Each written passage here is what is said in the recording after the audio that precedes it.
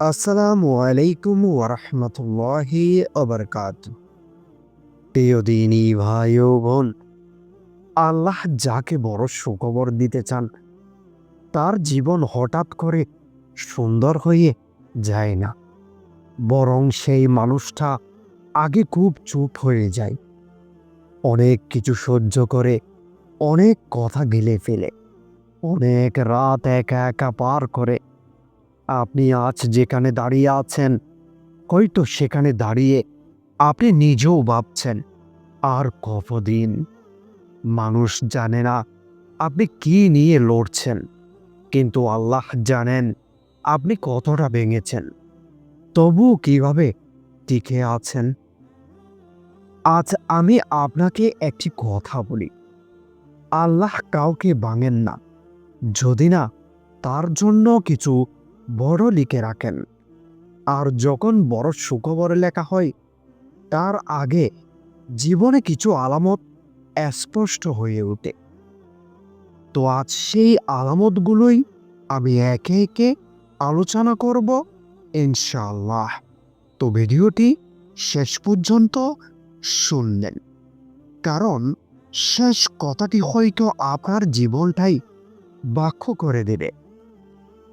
তো চলুন শুরু করি একে একে সেই রহস্যময় আলামতগুলোর আলোচনা। প্রথম আলামত, কষ্টের মাঝেও হঠাৎ মনে শান্তি আসা।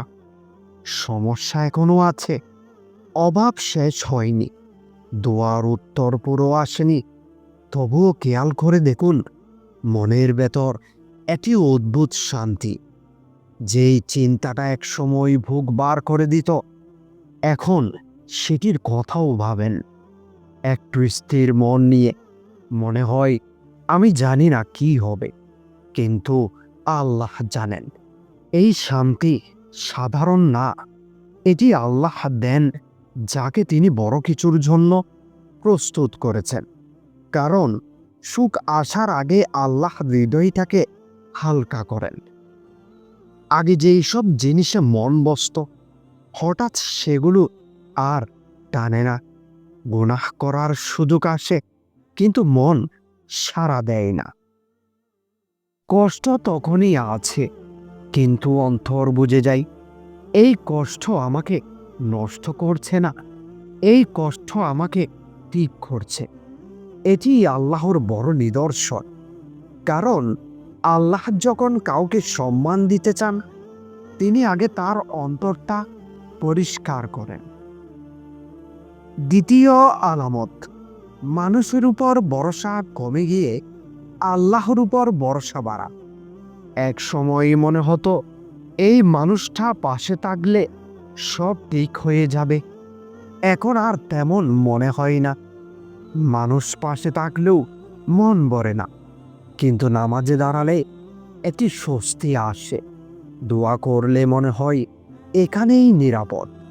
এটি খুব বড় আলামত, কারণ আল্লাহ যখন নিজেই দায়িত্ব নিতে চান, তিনি মানুষের উপর ভরসা আস্তে আস্তে তুলে নেন। এই অবস্থায় মানুষ দুর্বল হয় না, ভেতর থেকে শক্ত হয়।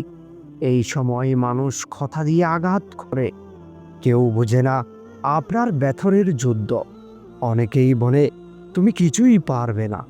অদ্ভুত বিষয় হলো, এই অপমানের মাঝেও আপনার ভরসা মানুষের উপর থেকে সরে আল্লাহর দিকে চলে যায়। আপনি শিখে যান, মানুষ নয়, আল্লাহই যথেষ্ট। তৃতীয় আলামত, পুরনো দরজা একের পর এক বন্ধ হয়ে যাওয়া। কিছু সম্পর্ক ভেঙে গেছে, কিছু সুযোগ হাতছাড়া হয়েছে, কিছু পরিকল্পনা থেমে গেছে। মনে হচ্ছে সব কিছুই আমার বিপক্ষে, কিন্তু সত্যটা হলো, আল্লাহ খারাপ দরজা বন্ধ করেন যাতে ভালো দরজা খুলতে পারেন। আপনি যেটাকে ক্ষতি ভাবছেন, সেটাই হয়তো আপনার জীবনের টার্নিং পয়েন্ট। কারণ নতুন অধ্যায় শুরু হলে পুরনো চরিত্র সেখানে আর থাকে না। আগে দোয়া করতেন মুখে মুখে, এখন দোয়া আসে বুকের গভীর থেকে। অনেক সময় শব্দ বের হয় না, শুধু চোখের পানি ঝরে, আর সেই চোখের পানির দোয়া আল্লাহ কখনো ফিরিয়ে দেন না।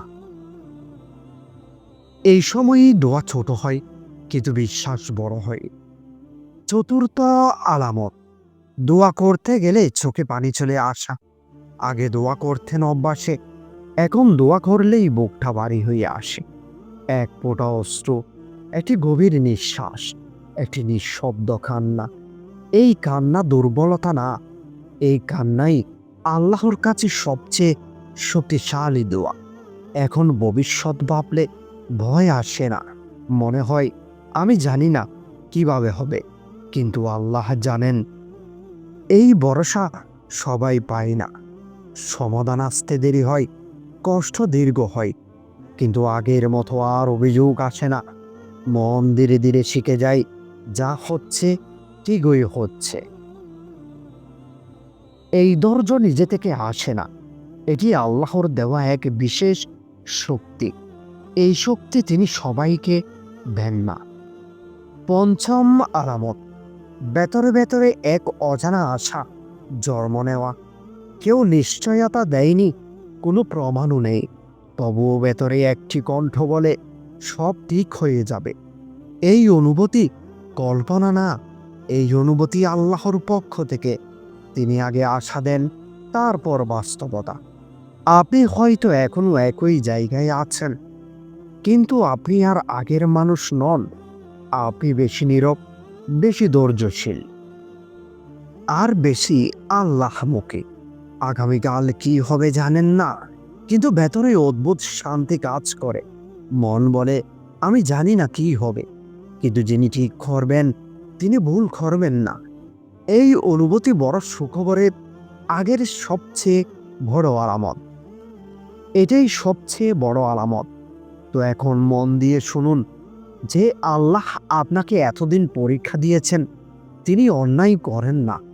যেই সব রাত আপনি কেঁদেছেন, যেই সব দোয়া কাউকে বলেননি, যেই সব কষ্ট চুপচাপ সহ্য করেছেন, সব কিছুর হিসাব আল্লাহর কাছে লেখা আছে। আপনার জীবনে সুখ আসবে, হঠাৎ আসবে, এমনভাবে আসবে যেন আপনি নিজেই অবাক হবেন। হয়তো একদিন বলবেন, এই আল্লাহ, এটা কি সত্যিই আমার জন্য? হ্যাঁ, এই সুখ আপনারই জন্য। আজ শুধু একটি কাজ করুন, আল্লাহর উপর ভরসা রাখুন। নামাজ ছাড়বেন না, আশা ছাড়বেন না, কারণ আল্লাহ যাকে বড় সুখবর দিতে চান, তার জীবনে এই আলামতগুলো স্পষ্ট হয়ে ওঠেই। আর যদি এই আলামতগুলো আপনার জীবনে মিলতে শুরু করে, তাহলে জেনে রাখুন বড় সুখবর আর বেশি দূরে না। যদি এই আলামতগুলো আপনার জীবনের সাথে মিলে যায়, তাহলে জেনে রাখুন আপনি ভুল জায়গায় নেই। আপনি সেই জায়গাতে আছেন যেখান থেকে আল্লাহ সবচেয়ে সুন্দরভাবে জীবন বদলে দেন।